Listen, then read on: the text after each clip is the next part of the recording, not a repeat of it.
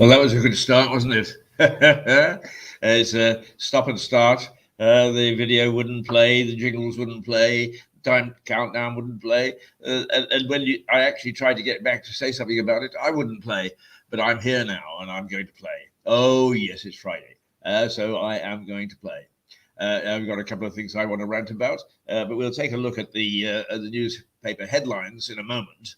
But first of all, let me just bring you up to date on the weather, because another quite pleasant day. And I've been saying quite regularly to people, and even younger people have agreed with me, that autumn is back. We haven't had autumn for the last 3 or 4 years. This one season morphed into the other. In fact, summer was much like winter, and winter was much like autumn, and autumn was much like spring. We really didn't have much difference.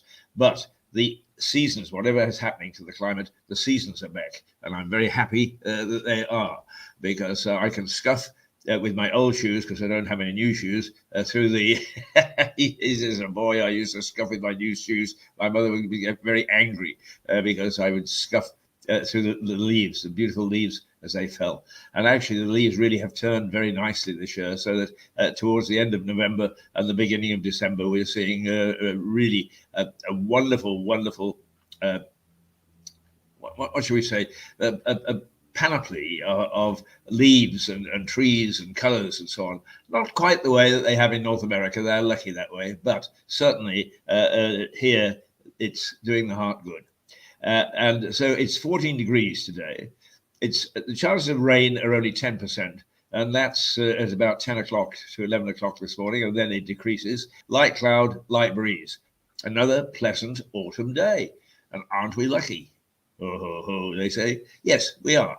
We are lucky, because that sort of day, when you can go out into it, it lifts the spirits, as if they need lifting. Yes, they do need lifting.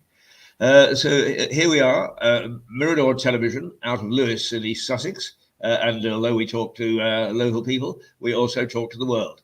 And we are very happy to do so. And a very good morning to our fan in Patagonia. Delighted that you're always, or nearly always, with us. You let us know after the program what you think. Or do you ever?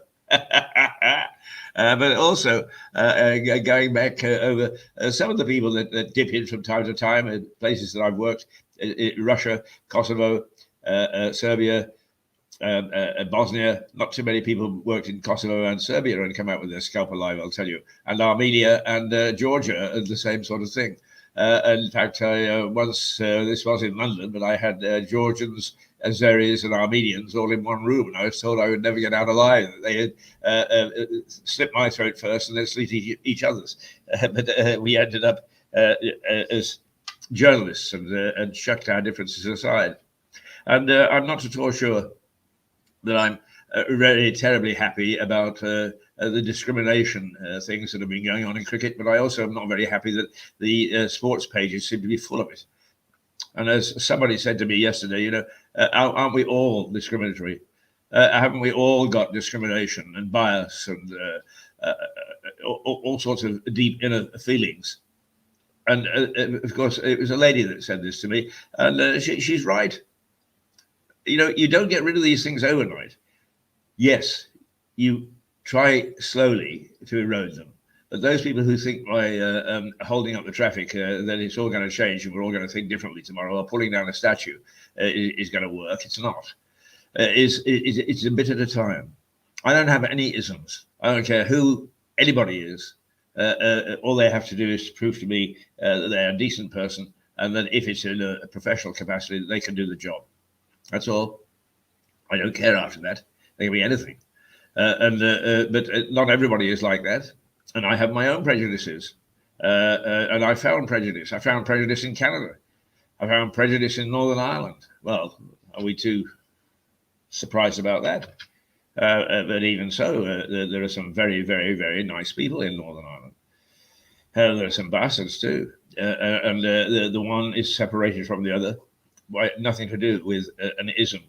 Nothing to do with religion, nothing to do with ethnicity, nothing to do with sex. Well, a little bit to do with sex, but the sexism, let's put it this way. Okay, I've had a little rant to start off with, so let's go to the newspaper headlines, shall we, on this lovely, lovely morning. It's, what's the date today? I can never keep track of these dates. It's Friday, November the 19th. Oh my goodness me, where has the month gone? As I get a bit older towards the end of this month. And don't anybody dare say, well, you look it. Thank you very much. It's today is Friday. Yes, it is. And November the 19th. Yes, it is. And the year 2021. And a year that perhaps many of us would like to forget. And hopefully the nasty untied ends from this past year, which has been so difficult, can be tied up in the end of November and December so that we can hit the ground running, as they say, in 2022. And there are a number of things that we've got to be alarmed about, I think. The COVID rate is rising rapidly in Sussex. However, the fatal cases aren't. People are catching the bug and having to self-isolate and all those things that are associated with it. And the bug is still there, but it's not killing people at anywhere near the same rate. So there you are, an alarm, but so far not a dangerous alarm. Poor old Boris is taking a battering from his own people.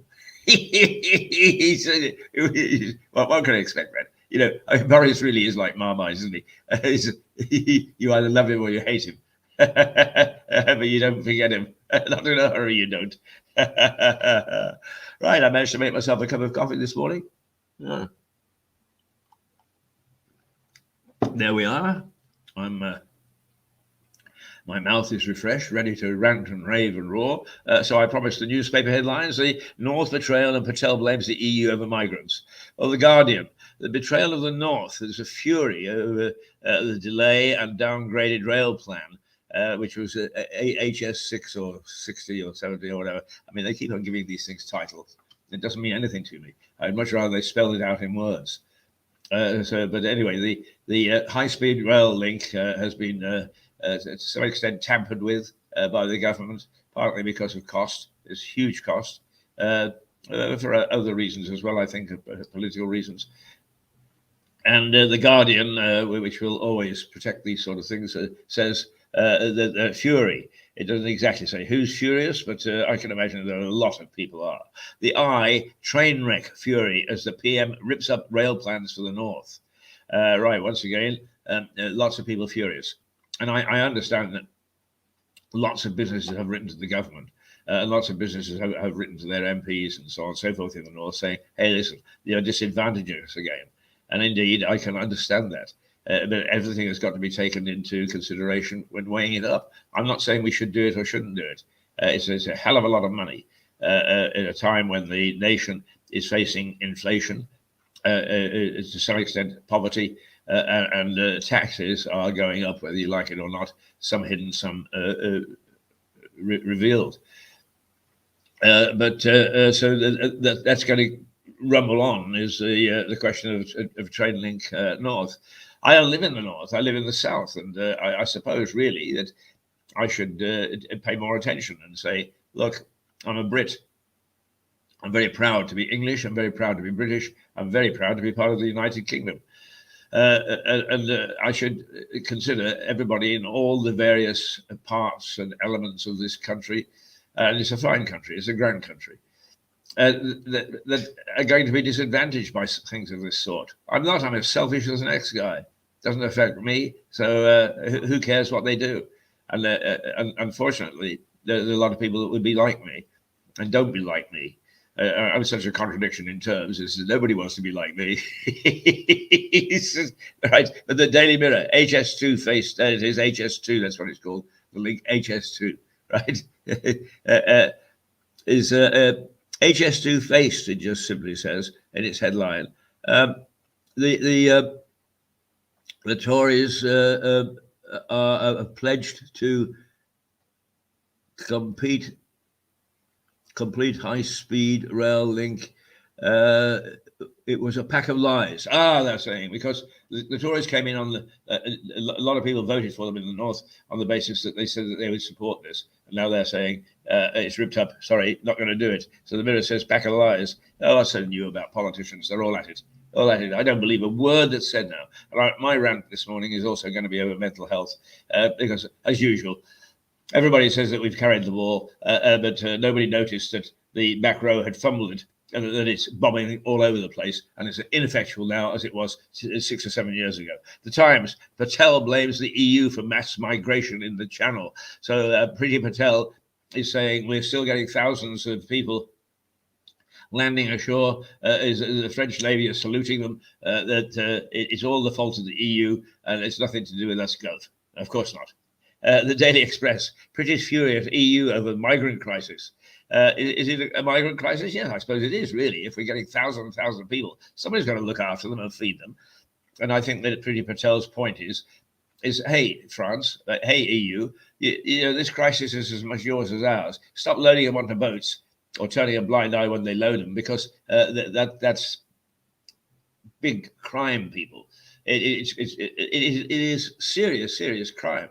The money that is being charged, and quite often lives lost because the dinghies that they're put into are unsafe. It's a nasty situation. The situation is there. Whose fault is it?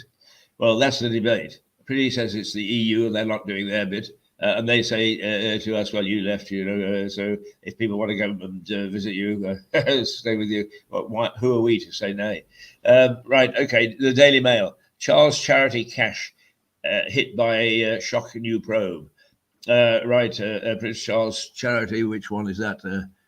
The Charity Commission has started an inquiry into allegations that donations intended for the Prince of Wales Foundation went to another charity. At least went to another charity and not into someone's pocket. Although, how do we know with charities nowadays? They've been under the gun as much as anybody else. I can tell you that InfoGlobe in Kosovo has just got on the air at the same time. They always do at the same time as us, even though there's an hour's difference. But there we go. The Daily Telegraph.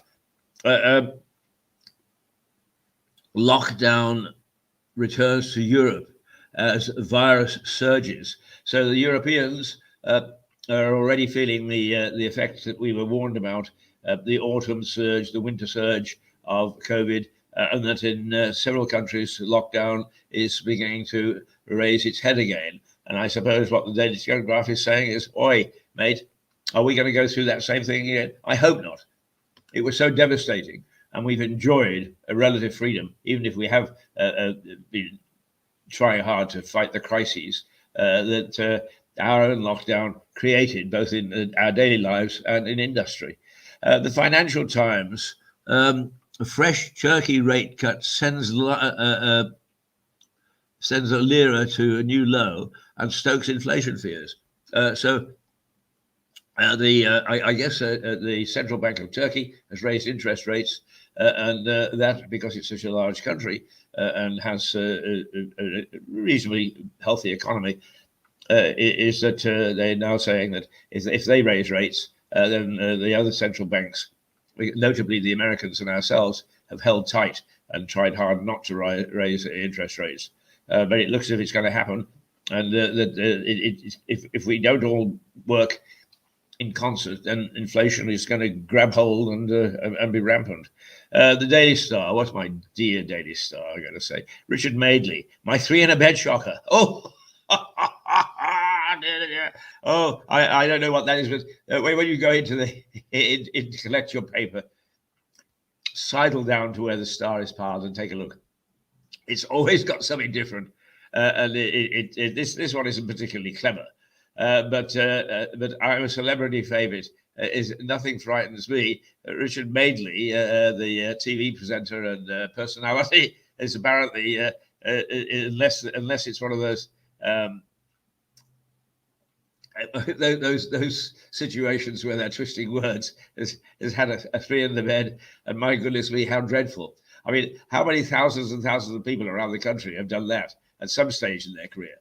And don't look at me, I haven't. Not that I was ever aware anyway. Richard Madeley apparently has, and now it's a shocker. Well, yeah, I good old star, but those sort of stories leave me really quite flat, I'm afraid.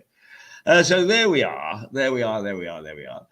Locally, the rise in the COVID rate is the headline. There have been a few accidents, non-fatal.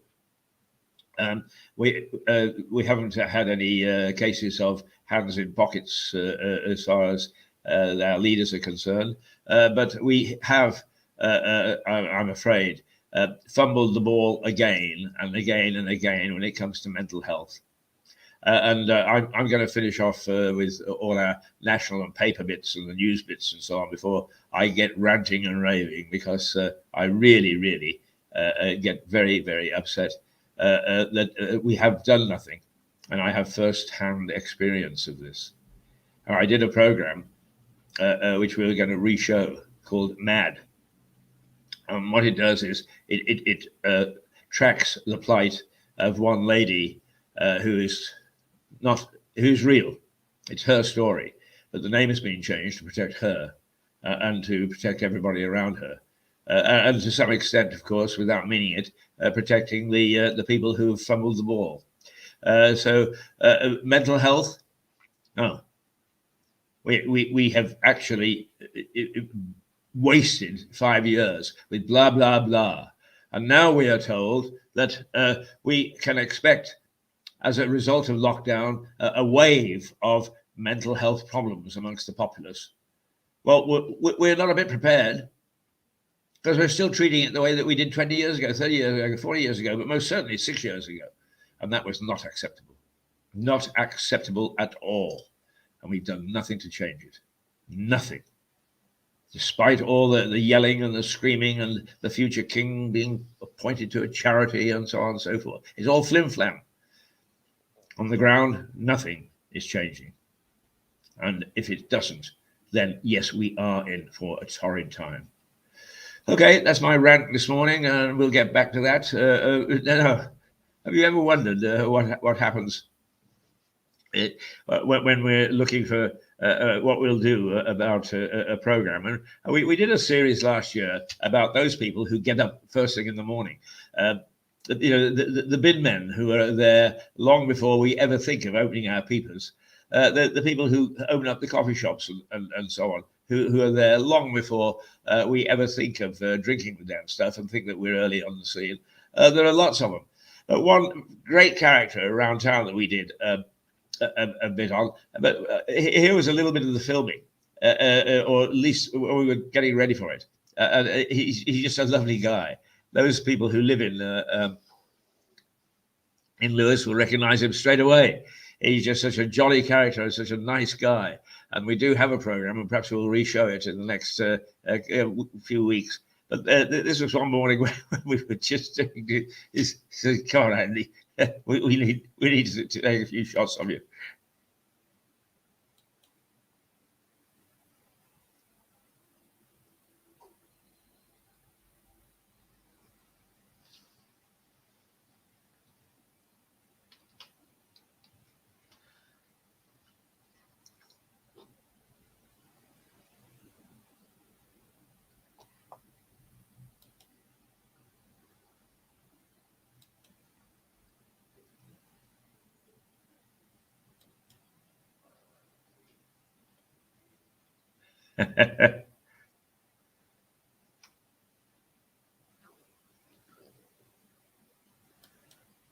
Well, I'm terribly sorry, but is whatever it is, this system, which has given us so many problems in so many other ways, decided this morning it does not like video. And what a pity, because that was just a lovely clip, a lovely, lovely clip of Andy, the window cleaner. And it was when we were first approached him and said, "Look, Andy, you're sometimes up on this high street cleaning windows, particularly in the summer, at 5 o'clock in the morning. He and I used to have a competition to see who got there first." And he's just such a charming, lovely man. And of course, when I come to show you, the video won't work. This I don't know. Every time we solve one problem with this particular piece of software, we hit another. I think it's time for it to go. I really do. I shall talk to the boys about it later. We'll have a confab. He said, I'll try once more just to see. But it doesn't look as if it's.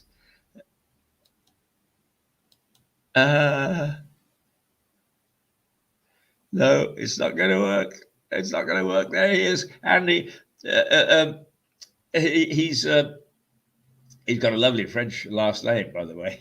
And there he is on his ladder outside the coffee shop, Cafe Nero on the high street, busy cleaning the windows. It's quite amusing just seeing him do it so that we can see how the cameras fit. But will it work? No, it will not. So we just have to. Oh, hang on! Oh, I don't know what I did there, but I stirred it to life.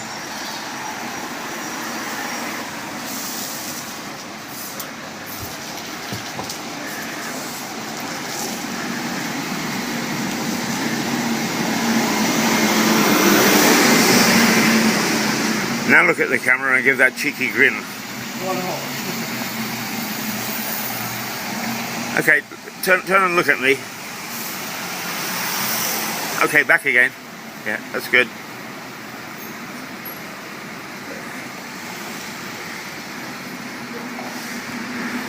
Okay, keep going. Well, we got there in the end. Heaven only knows how. But that's Andy, and that was when we were first. That's a couple of years ago, and we've done the program since. That was when we were first deciding he would be a good subject for somebody who gets cracking very early in the morning. And if you see him, give him away when you walk by. He's a super chap, a smashing chap. That's just a little bit of light relief. The other one was going up the works. Can't show you that. But it was all about the time that I learned to fly, and I'm lucky enough to have logged about 400 hours plus in a Cessna and a couple of twin engines many years ago. If you get into an airplane and I'm at the controls now, is get out quickly, because God only knows what would happen. But I flew every day. 5 days a week, sometimes 6, sometimes 7, in Vancouver, off the famous runway 08, which a novel was written, and the pilots get food poisoning, and it's a Spitfire pilot that has to land the plane, which is traveling from Toronto to Vancouver, and he's never flown a commercial jet. It's been replicated several times since. But anyway, that was the runway that I would fly in and out of every day, well, twice a day actually, and doing traffic reports, and also we extended it where we would take people up, like cabinet ministers and so on, to take a look at some of the things from the air and say, "Oi, look at those beehive burners, as they were called, pumping all that filth out into the air. What are you doing about it?" And that sort of thing. But the one story that everybody finds quite amusing is that my late wife Valerie, when I was trying to impress her, I said, "Darling, would you like to come up for a flight around Vancouver?" And she very graciously said yes, she'd love to. So we got into the airplane, and we went out and waited for our turn to get onto the runway. And I was showing off. You do this pre-flight check. We were given the nod to take off, rolled out onto the runway, roared down the runway, and the tower came on and said MLA, which is the call letter of the aeroplane. MLA, you're going down the runway the wrong way. So he screeched to a halt and turned round, and rather embarrassedly, he took off the right way along runway 08. How to impress somebody? Well, she must have loved me, because she married me anyway. You can't make these things up, can you? No, you can't. Okay, we haven't got a guest this morning, but we will have our co-host has had mixed fortunes this week, but yesterday we got it right with Andrew. So we've got that part right, even if we've had problems with the video this morning. Next Monday, hopefully, we will introduce you to Robert MacDonald.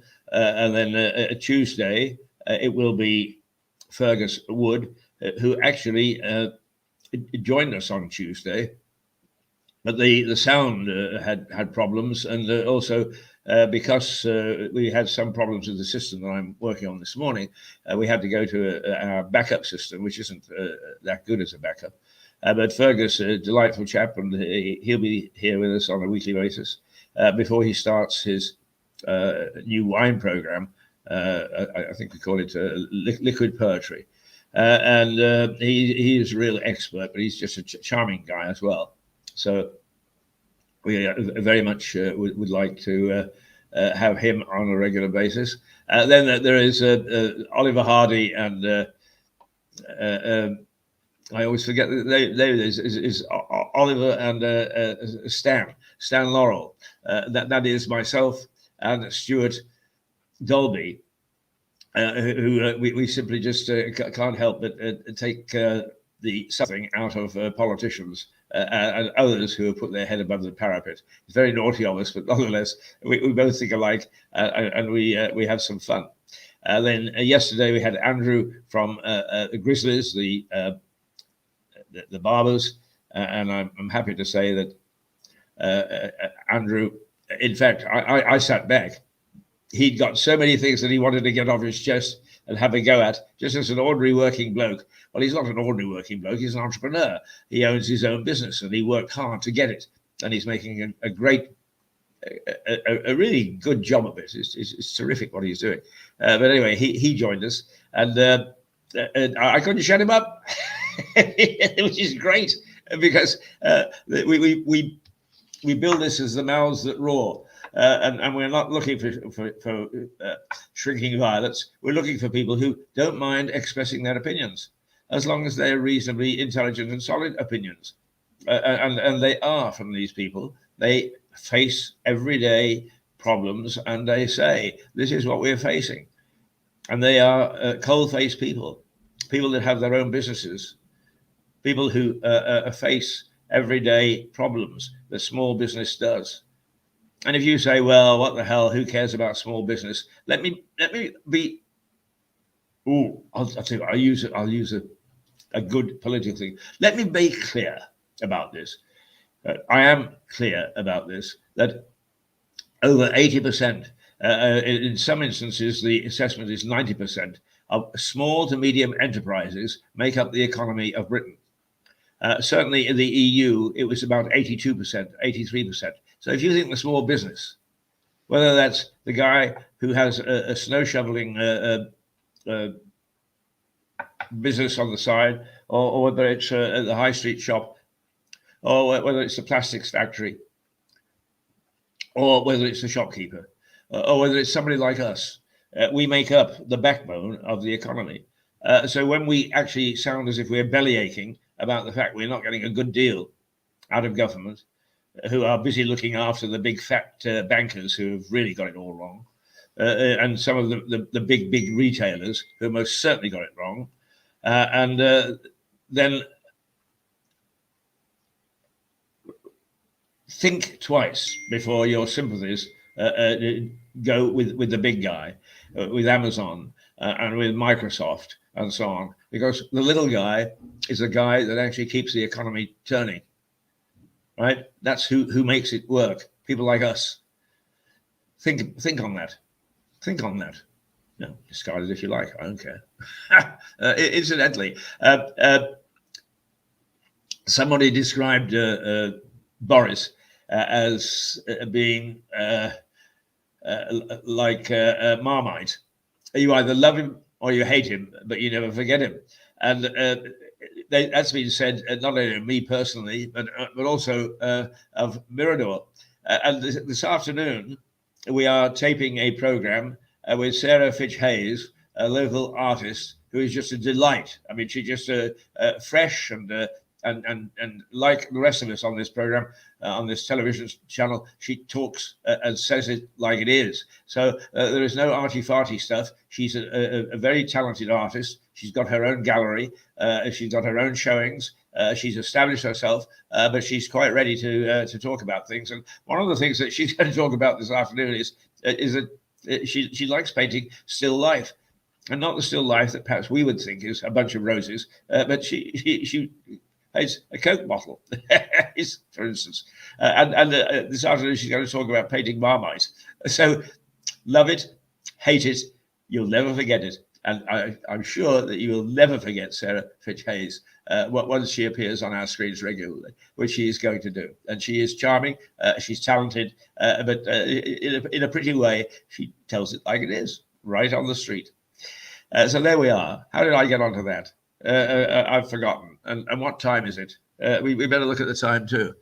It's 8:33. Right, we've been going for half an hour, and I'm sure that you're wondering what the hell's going on this morning. It's all about, well, it's a mixed bag, really. It's a mixed bag, and I'll go through the papers again for those of you who didn't actually get out of bed and join us bang on 8.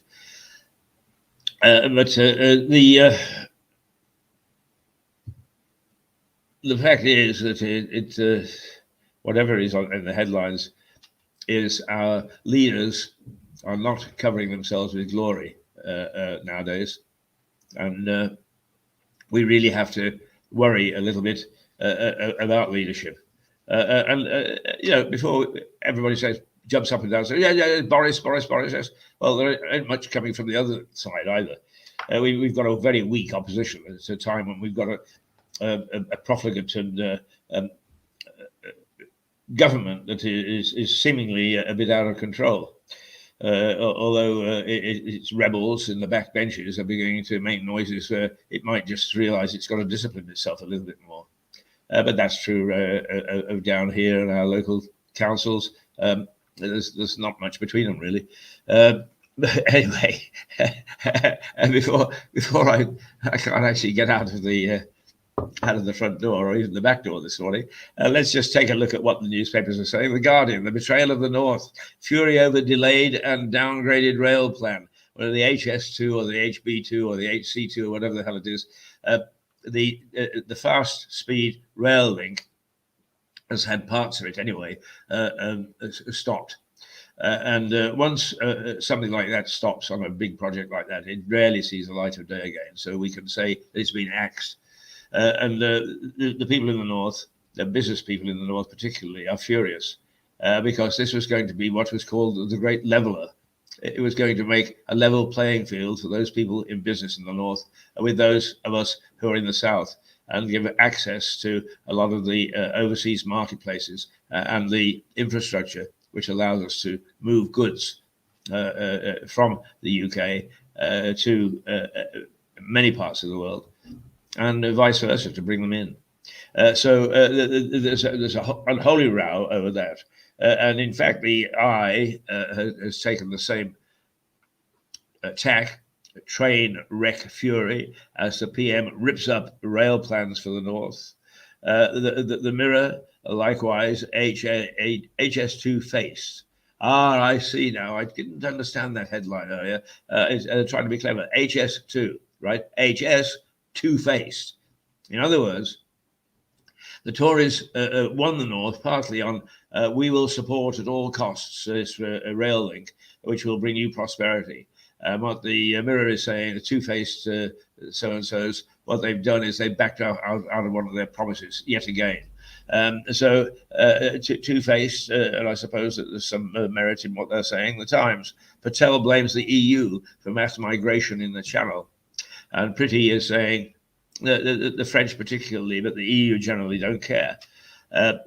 We're getting great, huge numbers of people from countries outside the EU who are coming into EU countries because that's where they land, in the Mediterranean and the Black Sea and so on and so forth, or cross borders, which are more vulnerable. Those that are next to Russia and Asia and so on, and that that essentially that they get into the EU, and then they go with the blessing of the EU to Calais and the French coast, to some extent, I suppose, a little bit the Spanish coast as well, but basically the French coast, and they get into rubber dinghies which are run by criminals, and they cross the channel and they come here, and we have to look after them. And Pretty has had some pretty interesting ideas, like putting them all on St. Helena or whatever, where Napoleon was held in exile for so many years. And everything, of course, she tries to do is mood down. And what she's saying is, hey, listen, we've got a crisis here, and we're not getting any help from the EU at all. On the contrary, it's almost as if the French Navy are firing a 21-gun salute every time they come across a rubber dinghy in trouble in the Channel, because they escort them to a British port and not a French one. The Daily Express, pretty fury at EU over migrant crisis. They take up the same theme. The Daily Mail. Now they actually have taken a different tack because charities, first of all, generally speaking, are a bit under the cosh at the moment. There were scandals, 2 or 3 years ago, of the monies that were going to chief executives and to senior executives, that some of those were on wild parties where some of the so-called beneficiaries and vulnerable people were used as a party goers. Let's be kind and just call it that. And so they're saying that Charles's charity is hit by a shock new probe, and the Prince Charles Foundation is under investigation by the Charities Committee. What the charges are this time, I'm not absolutely sure, but take a look if you're interested. The Daily Mail, I've got a copy here. I shall read and look in the inside pages and see what that's all about. The Daily Telegraph. The Daily Telegraph, lockdown return to Europe as the virus surges. And what the Telegraph is saying is, hey, we at the moment are having not a bad time. Life has returned to some extent to normal. Life will never be normal. It'll never go back to what it was pre-lockdown. Although times have not been too bad. They have been not too bad. And we may have to return to lockdown if we follow the surge in COVID cases that is being experienced in some of the European countries. And we better brace for the fact that we could possibly go into a second lockdown. I can't imagine just what the reaction will be. I know what my reaction will be. If we have to, I would not be at all happy. I would not be at all happy. I'm still having problems trying to sort out the things that happened from the first lockdown. They don't resolve themselves overnight, although the banks and the credit card companies and the telecommunications companies and so on, they think there's nothing wrong. They're still sending out the same letters. We're going to do this to you. We're going to do that to you. You were supposed to pay on the 25th. Here it is, the 26th. You haven't paid. If you pay on the 27th, £12. Bing! Oh, believe me, if there is another lockdown, are you going to have your comeuppance, led, I may say, by me? You won't reform. You're in the grip of the Triffids being computers. Computers are running you, not vice versa. Oh, this is my favorite theme, and you're never going to shut me up about that. The Triffids return. Okay. The Financial Times, a fresh Turkey rate cut. The Turkish central bank apparently has cut rates. And it sent the lira to a new low. And that's going to stoke inflation. So whereas most of the central banks have kept rates at the same level, none have cut it. And in fact, most are threatening that they're going to have to raise them. So the world finance, because Turkey is not a minor player in the world economies. It's a big country, and it's got a fairly buoyant economy, and it really is, in many ways, have taken over in terms of tourism.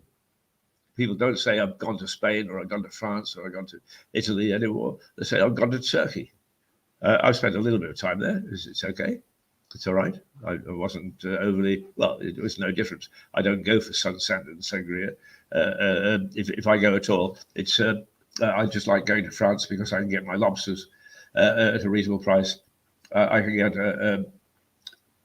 brandy in my coffee at breakfast and nobody bats an eye. And that's the sort of thing I look for. I don't want to lie on a beach. It's boring.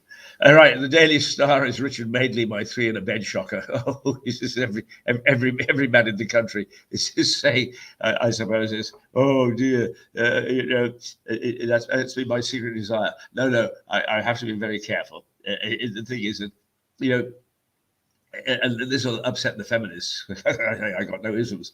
But if you've got boys talk in a pub, which you're going to have, whether you like it or not, it will turn to that sort of thing and what they would do if it was on offer. It's never been on offer to me, so I don't care. I don't know. I can only fantasize just the same as everybody else. But poor old Richard Madeley has been caught doing it, apparently, according to the Star. So we'll read that, and we won't say any more, just in case we get to the place where we're libeling him. But that's what the Star is on about this morning. And God bless them. They've always got a different tack. All right, where are we now? We're let's see. It's 8:44. It's 8:45, and time that you should get up. I'm going to go and have my hair cut this morning at Grizzlies. And yesterday morning we had Andrew Sloan on, and boy, was he good. If you talk about the mouth at Raw, I was able to sit back and let him do most of the show yesterday. In fact, shutting him up was more of a problem than getting him to talk. So, it all happens on this program, Break an Egg. This week was the first of our experiments with having a co-host. Generally speaking, it's worked quite well. It's the technology that let us down a couple of times, but the value and the merit of the people that have joined me has been this first class. They have been amusing. They've been full of ideas and thoughts and laughter and humour, and that's exactly what we need at this hour of the morning, isn't it? Yes, of course it is. Break an egg. Break an egg. Okay, so those are the papers. Now, it is time for my rant. And if you don't like ranting, now is the time to turn off. And I'm never going to encourage anybody to turn off, simply because quite often, those of us who do rant, excuse me if I have a little sip of coffee, rant about things that we're really concerned about. We don't rant for the sake of ranting. And we are going to re-show a program that we made pre-lockdown and which we called Mad. And the reason that we called it Mad was to shock people into saying, I've got to watch this if it's got a title like that. We're not making light of the fact that this country has got a problem in its treatment of people who are mentally stressed, mentally strained. And part of that problem is in local authorities, but also local businesses. It's funny, but I love to stir it when I'm with friends.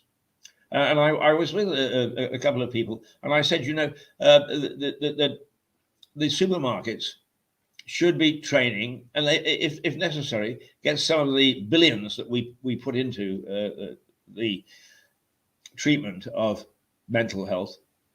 The supermarkets should get some of that to train their staff how to deal with mentally stressed people. Now, supermarkets I go to the supermarket about 3 times a week because I tend not to make a big shop. I get this and that, and depending on need, and I'm able to because I go past the supermarket on the way home. I get what I need, hop on the bus, and away I go. And they are charming people. They're lovely people in the main. But they are not trained to any more than any of the supermarkets, and we've got 3 here, are trained to deal with people who've got mental problems. What they do is they call security, and security, if they can't handle it, call the police. And the next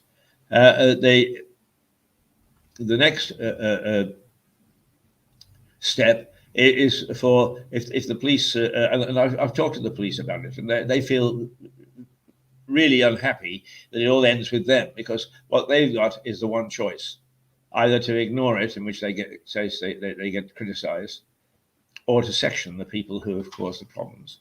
And that section means to bang up, is to put into some, what they call it, hospitals. Let's be crude. They're a sort of a prison.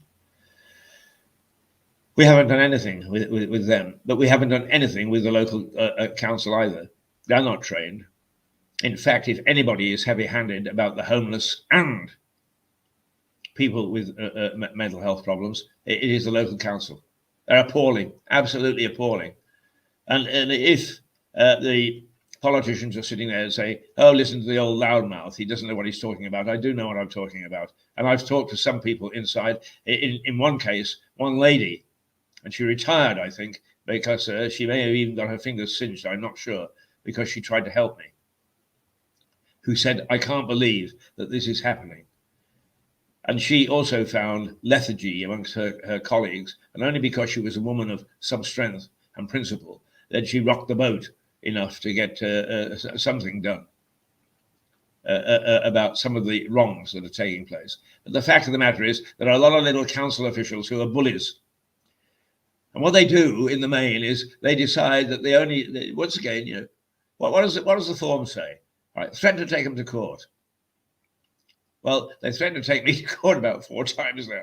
And that they're getting used to the fact is, don't push it too hard. He actually turns up. Because actually they don't book time at the court. You go into the court on the appointed time, and the usher comes along and says, oh, I don't have anything down for Lewis. No. It is, oh my goodness me. Oh, well, there was somebody along a little while. And a council official appears and tries to make a deal with you. Now, there's nothing wrong with that. The trouble is that the first time they made a deal, and I was quite happy with it. The only thing is they reneged on it. Literally reneged on it within, I don't know, a couple of weeks of making that deal. You see, once they get back, it goes into the melting pot. And if the computer can't deal with it, it's somebody who doesn't know how. And the favorite is, letters get lost. So many people, it doesn't matter what you're talking about, whether it's council tax or whether it's housing or whatever it is. So many people have said is, when you get into the front office, and actually there's no sense in going to the one in Lewis now, because there's just a couple of people there who are polite and pleasant, but there's nobody there to help. They're all in Eastbourne. But these are ordinary people. Ordinary people who would have no axe to grind whatsoever. But they say, when you get in there, if you've got a document you want to leave with the council, take a photograph of it. Because they'll probably come back and say it's got lost and they can't find it or whatever. So you've got a record.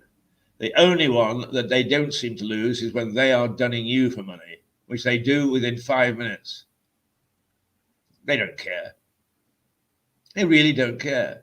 And yet, once again, I know a number of people who work for the council who are delightful, who are really good company, who are very pleasant, but they are locked into a system where the politicians fail to reform.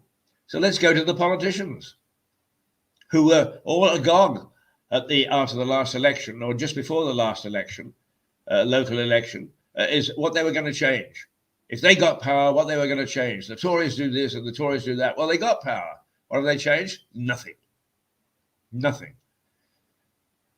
Trying to get hold of somebody in the council is as bad, if not worse, than it ever was. Trying to find somebody who knows what Lewis is about is, because they're all in Eastbourne, worse than it ever was. The poncing around and the proposals that they hail to the skies is, it only needs somebody like Stuart Dolby, when it comes to energy, to take a look at it to say it doesn't work, it won't work, it can't work. Leadership at that level, appalling. But after I've said that, and I'm sure that I'm going to get my fingers stamped on, my nails clipped, my ears twisted, but the fact of the matter is there is one area that I am particularly, well, there are two: homelessness and the question of mental health, because we are told that lockdown is going to increase, and particularly amongst the young, increase mental health problems. we've almost been suggested that there is a pandemic. And if there is a pandemic, we are ill-equipped to deal with it. Because I think my name for the lady, the pseudonym for the lady in our series called Mad, was Tanya. Tanya is back where she started 6 years ago. And the same thing applies. And if I want to find out anything, can't do that. Data Protection Act, you see. Data Protection Act. That is the most iniquitous piece of legislation that I've ever come across. And nobody bothers about it. Oh, no, we all put up the warning. Oh, yeah. Well, you try to find out anything from government or from the NHS, and you're not a relative, you've had it. They could be torturing for all we know. You'll never find out because of the Data Protection Act. Oh, well, it's there to data protection. Surely it's there to protect us. No, because at the beginning of the last lockdown, there was a scandal when it was found out that local authorities can bring in an exception.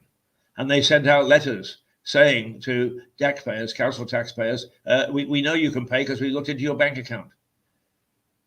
Data protection. Ooh. Yeah. All this stuff is only for those who want to use it for their own ends. It doesn't protect the rest of us. In fact, on the contrary, it has a very, very negative effect. This particular lady, who is the centerpiece of our program, MAD, has no family, very few friends. She upsets people when she doesn't take her medication, gets bunged up, and the same old thing. How is she? Can I help? Oh, we can't even admit that she's here. Data protection, you see, data protection. Well, let's ask the doctor. Oh, data protection. I once had a conversation with a senior medical man here about this particular lady, and he said this conversation never took place. But in other words, he took his life in his hands, or his career in his hands, because he was breaking the Data Protection Act, which is supposed to protect people. And in fact, he even recognized in this particular instance, and there are no exceptions. No exceptions. Well, there are exceptions, but they only work if you're part of the establishment, part of the people who are supposed to govern us. And is anybody concerned about it? No, they're not. Well, what the hell are we going to do when we find out that predictions are right and we've got a whole wave of people who are mentally stressed if we haven't done anything in the last 5 years? And I don't think that we've done much in the last 25 years. All we do is flim-flam. There's a lot of noise made. A lot of people ponce around. And I'm sorry, charities, you know better. When I tried to get some advice from a charity, the first thing they said is, are you under threat? Are you in harm's way? Well, I understand that some people are in harm's way, but that's not the only thing. After that, they didn't want to know. In fact, most of them said, we can't help you. Try this charity, who will then pass you on to something else. If you're trying to deal honestly and sensibly, there are very, very few organizations, charities, authorities, private enterprise, senior government that can help you. You're on your own, and that is a frightening situation for any democratic society, but particularly one that is very proud of what it's achieved as a community, or its community has achieved. Looking at what's behind me, the helmet, right? The helmet, which signals the Battle of Lewes of 1264, which is widely regarded as the start of English democracy. English democracy which spread eventually throughout the world. And the town which fostered Tom Paine, who sat in the White Hart Hotel after the Crown kicked him out. The Crown isn't a hotel anymore. He sat in the White Hart Hotel, and his feelings about the rights of man and how man generally didn't have any rights, that they were vested in authority. How on earth we can be so complacent to let this situation exist, which is almost the same as Tom Paine, that upset Tom Paine. I have no idea. I could hear a door banging in the background, and I always think, there are some countries in the world that I've actually worked in, and if I was alone like this, and just said some of the things that I said, is that somebody would be marching in with a machine gun or a machete or whatever. Now, that is one of the great, great freedoms that we have here, or at least we did have, because violence at all levels now is beginning to increase as we come out of lockdown. Crime is increasing, and that's unfortunate. But anyway, some of those places I wouldn't have felt safe. Here, I'm quite sure when the door bangs, at least I'm relatively sure, it's not somebody who's going to come in and break my neck while I'm sitting here for what I've said.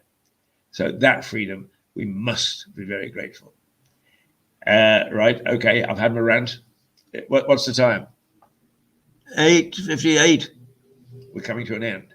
All right, very quickly running through the weather out there is it's going to be a little warmer today, 14 degrees instead of the 12 that it's been over the last couple of days. The cloud is thin, so we should get some breakthrough of some sunshine. The chance of rain 10% at the highest, and that's mid-morning. After that, it goes down to 3 or 4%. So it's not likely that we're going to get rain, although we could get a little bit of a drizzle here and there. And the wind, the breeze is going to be very light too. So a very, very, very pleasant autumn day. And I was saying yesterday, or I was talking to somebody, that I was interested to notice that in old medieval English, the autumn was called the fall. And in the United States and Canada, they call it the fall. They don't call it autumn. So when we hijacked the term the fall from our medieval forebears, I have no idea, but we did. So we call it the autumn, and the rest of the world calls it what it was called 1,000 years ago, 1,200 years ago, is the fall. Okay, the Guardian. Betrayal of the North, fury over delayed and downgraded rail plan, as Boris says he's scrapping some of the stuff. The Eye, train wreck furious PM rips up rail plans for the North. The Mirror, HS two-faced, saying that the Tories actually promised that they would safeguard it, and they haven't. The Times, Patel blames the EU for mass migration in the Channel. Well, that's an ongoing thing. British fury over EU migrant crisis in the Daily Express. The Daily Mail, Charles's charity is hit by a shocking new probe into the use of cash. The Daily Telegraph, lockdown returns to Europe as the virus surges. Is that a warning for us? And the Financial Times, that the central bank in Turkey seems to have lowered its interest rates instead of raising them, and that will stoke inflation. That's it. It is 9 o'clock. I better go. Let's see whether the video, whether the video will work. Who knows? Right, it's Friday. I have the pleasure of interviewing Sarah Fitch-Hayes.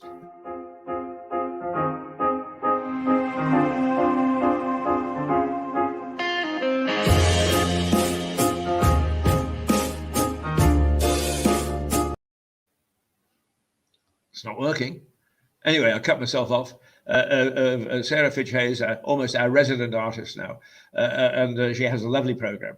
And she's a delight to have in from the art world. And Nita Sanderson, I think it is, who has the Star Gallery in the Star Brewery, is somebody else who is pushing hard.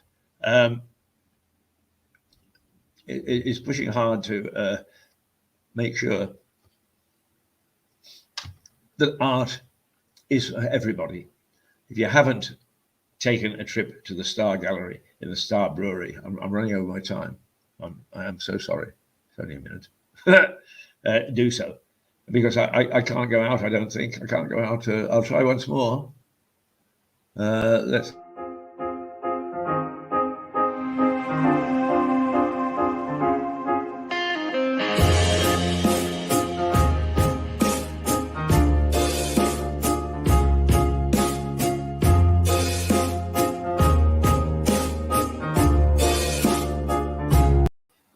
Well, heaven only knows why the video is something else for us to mull over the weekend. So until Monday, have a good weekend.